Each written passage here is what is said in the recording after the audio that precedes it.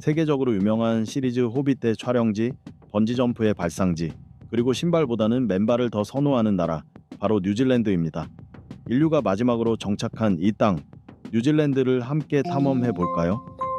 푸르른 숲과 광활한 자연, 그리고 무척이나 친절한 사람들이 살아가는 이 매력적인 나라 뉴질랜드.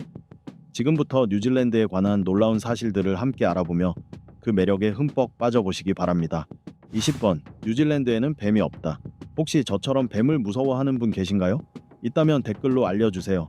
뱀을 무서워하는 사람들끼리 팀을 꾸려서 당장 뉴질랜드로 이사가야 할지도 모르니까요. 뉴질랜드에는 토착뱀 종이 전혀 없습니다. 이는 뉴질랜드가 수백만 년 동안 지리적으로 고립되어 있었기 때문인데요. 이로 인해 뱀이 섬에 도달할 기회를 갖지 못했습니다. 게다가 뉴질랜드의 기후와 환경은 대부분의 뱀종이 살기에 적합하지도 않습니다. 바로 옆 나라 호주는 독사와 무독성 뱀을 포함해 다양한 뱀들이 살고 있지만 이 뱀들이 뉴질랜드로 넘어온 적은 없습니다. 참 흥미롭죠. 다만 뉴질랜드에는 육지 뱀은 없지만 간혹 노란 배를 가진 바다뱀이 해안에 출몰하기도 합니다. 이 뱀들은 염수에서 살아가는 해양 생물로 멀리서 헤엄쳐 뉴질랜드까지 옵니다. 몸집은 작지만 독성이 강해서 현지 야생 동물은 물론 사람에게도 위협이 될 수 있습니다. 하지만 뉴질랜드에서 이 바다뱀을 목격한 사례는 1930년 이후로 단 35회에 불과합니다. 19번. 마우이 돌고래. 세계에서 가장 작은 돌고래. 세계에서 가장 작고 희귀한 돌고래인 마우이 돌고래는 오직 뉴질랜드 서쪽 해안에서만 서식합니다. 이 마우이 돌고래는 평균 수명이 약 20년이며 7살이 되어야 비로소 번식을 시작합니다. 성체 마우이 돌고래의 길이는 약 1.7m에 불과하고 평생 동안 평균적으로 새해에 한 번씩 총 7번만 번식을 합니다. 이렇게 번식률이 낮은 이 돌고래는 현재 심각한 멸종 위기에 처해 있으며 그 주요 원인은 바로 인간 활동, 특히 어부들이 사용하는 그물 때문입니다. 18번. 마오리족. 뉴질랜드의 원주민. 뉴질랜드를 처음으로 탐험하고 정착한 민족인 마오리족은 현재 전체 인구의 약 15.1%를 차지하고 있습니다. 영어와 더불어 마오리어도 뉴질랜드에서 널리 사용되고 있습니다. 마오리족의 가장 뚜렷한 특징 중 하나는 얼굴에 새기는 문신입니다. 이 문신은 전통적으로 날카로운 뼈 조각, 상어 이빨, 돌 등을 사용해 새기며 마오리족은 이러한 문신이 전투 시 남성을 더욱 강인하고 사납게 보이게 하고 여성에게는 더 매력적으로 보이게 만든다고 믿습니다. 마오리족에게는 홍이라는 독특한 인사법이 있습니다. 이는 서로의 코를 맞댄 뒤 악수로 마무리하는데 이는 서로의 생명의 순결을 나눈다는 상징적인 의미를 담고 있습니다. 의상 또한 마오리 문화에서 매우 중요한 부분입니다. 주로 식물, 새의 깃털, 다양한 동물 가죽으로 만들어지며 여성은 보통 동물 가죽으로 만든 긴 드레스를 입고 남성은 허리천이나 가죽 스커트 그리고 망토를 착용합니다. 특히 남성의 망토는 주로 새 깃털로 만들어지며 소매가 없는 것이 특징입니다. 하나의 망토를 완성하기 위해서는 재료 준비부터 바느질까지 수개월이 걸리기도 합니다. 여러분은 뉴질랜드의 원주민 마오리족이 흥미롭게 느껴지시나요? 아래 댓글로 여러분의 생각을 공유해주세요.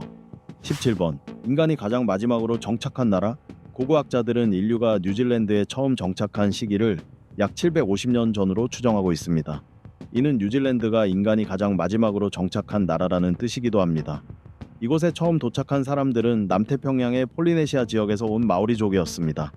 폴리네시아인들은 바다 항해에 능한 민족으로 새로운 땅을 탐험하고 정착하는 데 특화되어 있었죠. 16번. 세계에서 가장 가파른 거리. 뉴질랜드 남섬 더니든 시 외곽에 위치한 볼드윈 거리는 세계에서 가장 가파른 거리로 알려져 있습니다. 이 직선 도로는 길이가 약 350m이며 린지 크리크 계곡에서 시작해 시그널 힐 경사면까지 동쪽 방향으로 이어집니다. 가장 가파른 구간의 경사도는 약 19도에 달하는데요. 이는 수평으로 2.86m 이동할 때마다 수직으로 1m씩 높아지는 셈입니다.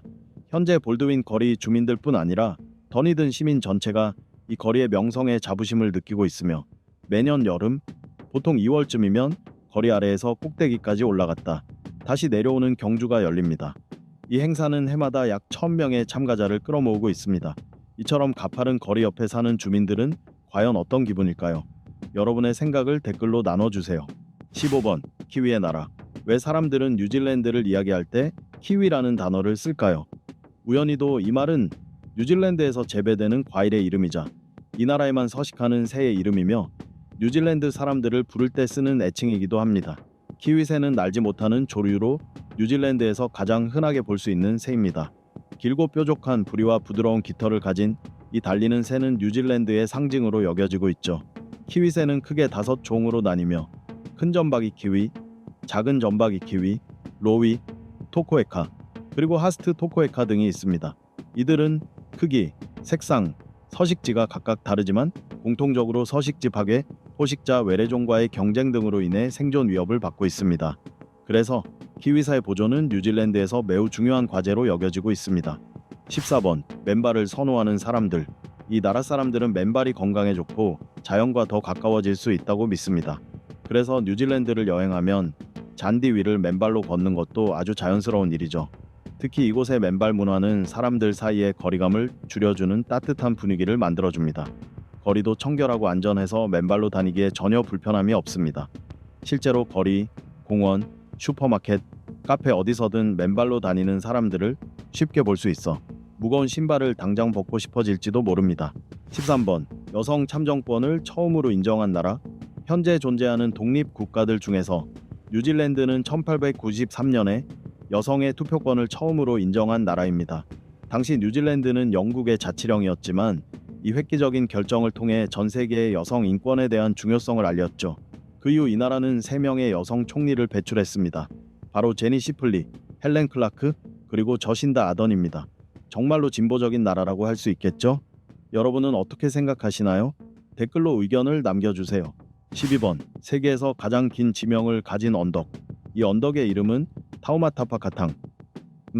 솔직히 전체 이름을 다 읽는 건 저도 쉽지 않네요. 줄여서 타우마타라고 불리는 이 언덕은 높이 3.5m로 전 세계에서 가장 긴 이름을 가진 지형으로 알려져 있습니다. 타우마타라는 이름은 마오리족 탐험가 타마테아가 이 언덕을 발견하기 전부터 수세기 동안 전해져 내려왔으며 여러 노래에도 등장할 정도로 잘 알려진 이름입니다. 이 언덕은 뉴질랜드 북섬 호크스베이 지역의 와이프쿠라우 남쪽 호랑가하우 지구 근처에 위치해 있으며 현재는 유명한 관광 명소가 되었습니다.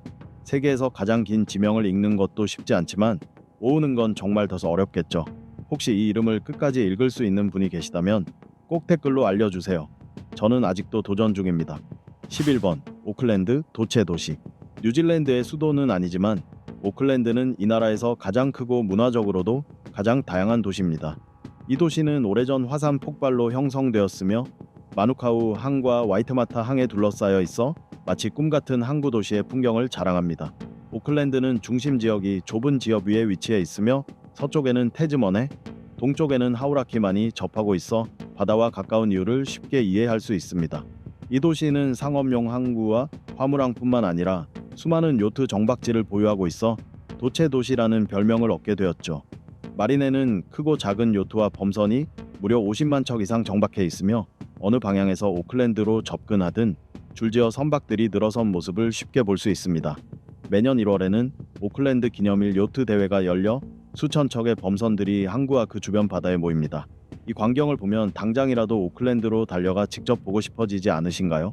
혹시 이 아름다운 도시에 가보신 적이 있다면 꼭 댓글로 알려주세요. 10번. 여름에 즐기는 크리스마스. 크리스마스 하면 대부분 하얀 눈, 벽난로, 따뜻한 실내 분위기를 떠올리실 텐데요. 뉴질랜드에서는 크리스마스가 한여름에 찾아옵니다. 이곳의 여름은 12월부터 2월까지이기 때문에 뉴질랜드 사람들은 따뜻한 실내 대신 야외에서 화려한 파티를 열고 캠핑을 즐기며 라이브 밴드 공연과 전국적인 축제 댄스로 크리스마스를 즐깁니다. 또한 이 시기에는 포우투카와 나무가 붉게 만개하는데요. 일부 사람들은 이 꽃이 12월 초에 피면 그의 여름이 아주 밝고 화창할 거라고 믿습니다. 마오리 전통에 따르면 이 꽃은 땅과 사람에 대한 사랑을 상징한다고 합니다. 9번. 뉴질랜드 최초의 공식 마법사. 현존하는 유일한 법적으로 임명된 마법사가 있을까요? 뉴질랜드의 이언 브래큰버리 채널이라는 올해 88살의 남성이 바로 그 주인공입니다. 그는 뉴질랜드 크라이스트 처치 시로부터 연봉 약 10원 300달러의 계약직으로 임명된 공식 마법사입니다. 브래큰버리는 1998년부터 23년간 마법사로 활동하면서 총 26만 달러를 받은 바 있습니다. 그의 마법 인생의 전환점은 1988년에 찾아왔습니다. 당시 거리 공연자였던 그는 와이메이트 지역 축제 주최 측으로부터 비에 춤을 추어달라는 초대를 받았는데요. 이 지역은 심각한 가뭄으로 어려움을 겪고 있던 상황이었습니다. 그런데 놀랍게도 브레큰버리가 의식을 마친 지 몇 시간 만에 폭우가 쏟아졌습니다. 이후 그는 건기마다 비를 부르는 의식을 진행해 오고 있습니다. 물론 브레큰버리는 실제 마법을 부릴 줄은 모른다고 솔직히 인정합니다. 그의 역할은 사람들에게 즐거움을 주고 때로는 사회의 모순을 풍자하는 것이라고 말합니다. 8번.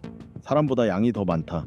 평야든 상잇을 기든 뉴질랜드에서는 말을 탄 목동이 여유롭게 수천 마리 양 떼를 몰고 가는 모습을 쉽게 볼 수 있습니다. 현재 뉴질랜드에는 약 4,600만 마리 이상의 양이 사육되고 있으며 이는 국민 1인당 평균 5마리에 해당하는 수치입니다. 보통 한 무리에는 10,000마리 가까운 양이 속해 있고 이들 대부분은 번식력이 뛰어나고 육질과 털 품질이 우수한 롬니 품종입니다. 덕분에 뉴질랜드는 전 세계 양털 생산량의 약 11%를 차지하며 세계 최대의 양모 생산국이기도 합니다. 양 이야기에서 빠질 수 없는 존재가 바로 숙련된 양털 깎기, 이른바 키위 쉐어러입니다. 현재 약 2,000명의 양털 깎기들이 뉴질랜드 곳곳에서 활동 중이며 20cm 길이의 양털을 단 한 번에 얇게 밀어내는 숙련된 기술을 자랑합니다. 양털은 6달마다 두껍게 자라며 제때 깎지 않으면 양들에게 불편함을 줄 수 있습니다. 보통 양 한 마리는 1년에 약 5kg의 양모를 생산합니다. 이곳에서 양을 기르는 삶, 여러분은 어떻게 생각하시나요? 댓글로 의견을 나눠주세요. 7번. 호빗과 반지의 제왕 외 촬영지. 혹시 이 중에 반지의 제왕의 호빗 시리즈의 팬이 계신가요? 있다면 댓글로 알려주세요. 저도 이 시리즈를 정말 좋아하거든요. 영화 속 호빗 마을은 중간계의 샤이어에 있다고 설정되어 있지만 실제 촬영지는 뉴질랜드 와이카토 주의 마타마타라는 마을에 있습니다. 이곳은 반지의 제왕묘과 호빗 시리즈 모두에서 호빗 마을의 주요 배경으로 사용된 장소입니다. 원래는 1,150에이커 규모의 양 목장이었지만 1998년 영화 제작진이 이곳을 임대해 촬영 장소로 사용했고 이후 지금까지도 유명한 관광 명소로 자리 잡았습니다. 호빗 마을의 풍경은 정말 환상적입니다. 넓고 탁 트인 공간, 시원한 날씨, 끝없이 펼쳐진 초록 들판과 그림 같은 언덕, 멀리에는 귀여운 흰 양들이 풀을 뜯고 있는 모습까지 마치 다른 세계에 온 듯한 느낌을 줍니다. 이 아름다운 장면들을 촬영하기 위해 제작진은 호빗집들을 짓는 데만 5억 달러를 투자했습니다. 그리고 이곳은 2012년 정식으로 관광지로 개장하면서 하루에도 수백 명의 방문객이 찾는 명소가 되었죠. 이처럼 꿈같은 풍경을 보면 여러분도 직접 가보고 싶어지지 않으신가요? 6번. 독특한 생물 다양성. 뉴질랜드는 울창하고 다양한 자연 환경을 지닌 덕분에 희귀하고 독특한 생물들이 많이 서식하고 있습니다. 앞서 소개한 뉴질랜드를 상징하는 키위새 외에도 아주 흥미로운 생물들이 존재하는데요. 대표적인 예로 투아타라 도마뱀이 있습니다. 이 도마뱀은 현존하는 파충류 중 가장 긴 알 부화 기간을 가지고 있는데 무려 16개월에 달합니다. 놀랍게도 이 생물은 쥐라기 시대에 지구에 번성했던 고대 파충류 계통의 마지막 생존종이기도 합니다. 또한 세계에서 유일하게 고산지대에 사는 앵무새인 키아 앵무새도 뉴질랜드에만 살고 있습니다. 이 새는 남알프스의 차가운 환경에서도 살아남을 수 있는 특성을 지니고 있으며 마지막 빙하기 동안 생존 전략을 발전시킨 것으로 여겨집니다.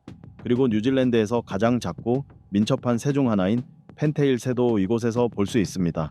마지막으로 뉴질랜드 바다사자는 전 세계적으로 가장 희귀하고 멸종 위기에 처한 바다사자 종 중 하나입니다. 현재 뉴질랜드에 서식하는 대부분의 개체는 100년 동안 자취를 감췄다가 1993년에 다시 도입된 단 한 마리 암컷의 후손들입니다.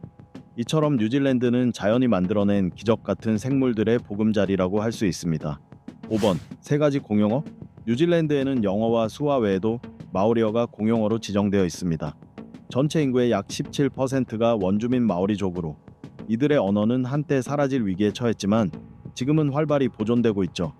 뉴질랜드를 여행하면서 이 독특한 문화와 마오리어에 대해 더 깊이 알아보고 싶다면 로토루아를 방문해보는 것도 좋은 선택입니다. 4번.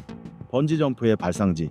혹시 이 영상을 보고 계신 분들 중에 번지점프처럼 짜릿한 모험을 즐기시는 분 계신가요? 그렇다면 댓글로 알려주세요. 이 이야기는 여러분을 깜짝 놀라게 할지도 모릅니다. 뉴질랜드는 번지점프를 포함해 다양한 익스트림 스포츠의 발상지로 알려져 있습니다. 번지점프는 전 세계에서 가장 위험한 익스트림 스포츠 중 하나로 참가자는 탄력 있는 줄에 몸을 매달고 높은 곳에서 뛰어내리게 됩니다. 이 활동의 기원은 뉴질랜드 남섬에 위치한 퀸스타운이라는 도시로 거슬러 올라갑니다. 뉴질랜드에는 텔레비전 타워 꼭대기부터 산과 산을 잇는 다리 또는 깊은 호수 위의 플랫폼 등 다양한 형태의 번지점프 장소가 마련되어 있습니다. 퀸스타운은 번지점프 외에도 제트보트, 스노보드, 스카이다이빙, 패러글라이딩 등 수많은 모험 스포츠가 시작된 도시이기도 하죠. 3번. 뉴질랜드 지하에서 별을 보다. 지하에서 별이 가득한 하늘을 본 적 있으신가요? 키위의 나라 뉴질랜드에 있는 와이토모 반딧불이 동굴을 방문하면 지표면 바로 아래에서 마치 별빛이 쏟아지는 듯한 환상적인 장면을 마주하게 됩니다. 와이토모 반딧불이 동굴은 뉴질랜드 와이토모 마을에 위치하며 와이토모, 루아쿠리, 아라누이 이렇게 3개의 동굴로 이루어진 동굴군 중 하나입니다. 이 동굴들은 1887년에 처음 발견되었고 약 45m 지하에 위치해 있습니다. 자연의 힘에 의해 오랜 세월 동안 형성된 독특한 구조와 형태를 자랑하죠. 이곳은 아라크노캄파 루미노사라는 학명을 가진 수백 마리의 반딧불이들의 서식지입니다. 이 반딧불이들은 푸른빛에 초록빛이 살짝 섞인 형광빛을 내며 이는 산소와 반응하는 꼬리 속 화학 반응으로 발생합니다. 수천 마리의 반딧불이들이 만들어내는 이 빛은 동굴 안을 마치 별이 가득한 밤하늘처럼 밝혀줍니다. 작디작은 생명체들이 만들어내는 이 신비롭고 아름다운 빛은 마치 다른 세상에 온 듯한 느낌을 선사하며 보는 사람의 시선을 사로잡습니다. 이처럼 초현실적인 풍경은 말로 다 표현할 수 없는 감동을 주고 한번 들어서면 쉽게 빠져나올 수 없는 황홀한 자연의 별세계를 경험하게 합니다. 이 이야기가 흥미로우셨다면 인생에 한 번쯤은 꼭 이곳을 직접 방문해 보시길 추천드립니다. 2번. 세계에서 가장 깨끗한 민물 호수 로토마일의 후누아 또는 블루레이크로 알려진 이 호수는 뉴질랜드 넬슨 레이크스 국립공원에 위치해 있으며 전 세계에서 가장 맑고 순수한 민물 호수로 인정받고 있습니다. 뉴질랜드 국립수자원 및 대기연구소는 2011년에 과학적인 검사를 진행했고 그 결과 블루레이크가 인류가 알고 있는 자연 민물 호수 중에서 가장 투명도가 높은 호수라는 결론을 내렸습니다. 전통적으로 마오리 원주민들은 이 호수의 물을 부족 내에서 사망한 남성의 뼈를 정화하는 데 사용해 왔습니다. 여성의 뼈는 인근의 콘스턴스 호수에서 정화하는 전통이 있으며 영혼을 떠나보내는 의식은 블루레이크에서 시작되는 성스러운 길을 따라 진행되며 이는 페어웰 스피스로 이어집니다. 1번. 에베레스트를 최초로 정복한 사람은 뉴질랜드인 세계에서 가장 높은 산 에베레스트 정상에 최초로 오른 인물은 바로 뉴질랜드 출신의 에드먼드 힐러리입니다. 에드먼드 힐러리는 1919년 7월 19일에 태어나 오클랜드에서 남쪽으로 약 50km 떨어진 작은 마을 투아카우에서 자랐습니다. 그는 자국의 산을 정복하는 것으로 등산 경력을 시작했고 이후 뛰어난 빙벽 등반가로 명성을 얻게 됩니다. 에드먼드 힐러리의 에베레스트 등정은 1953년에 이루어졌습니다. 그가 세계의 꼭대기에 서 있었을 당시 눈 덮인 히말라야의 웅장한 봉우리들이 그를 둘러싸고 있었고 산 아래로는 대지를 가로지르듯 흐르는 빙하가 마치 피줄기처럼 뻗어 있었으며 눈의 강과 얼음의 강이 얽혀 신비로운 풍경을 만들어내고 있었습니다. 동쪽으로는 로체 마칼루 칸첸중가가 인상적으로 솟아 있었고 서쪽에는 초호유와 아직 발견되지 않은 미지의 봉우리들이 자리하고 있었습니다. 이 역사적인 업적 이후에도 힐러리는 히말라야에서 10개 이상의 봉우리를 추가로 정복하게 됩니다. 이렇게 해서 뉴질랜드에 관한 흥미로운 사실 20가지를 함께 알아보았습니다. 여러분은 어떤 이야기가 가장 인상 깊었나요? 개인적으로 저는 이름이 가장 긴 언덕 이야기가 기억에 남아요. 이름이 너무 길어서 아직도 다 못 읽겠거든요. 여러분이 가장 흥미롭게 느낀 사실도 댓글로 꼭 알려주세요. 시청해주셔서 감사합니다. 좋아요와 공유, 구독 잊지 마시고요. 다음 영상에서 또 만나요.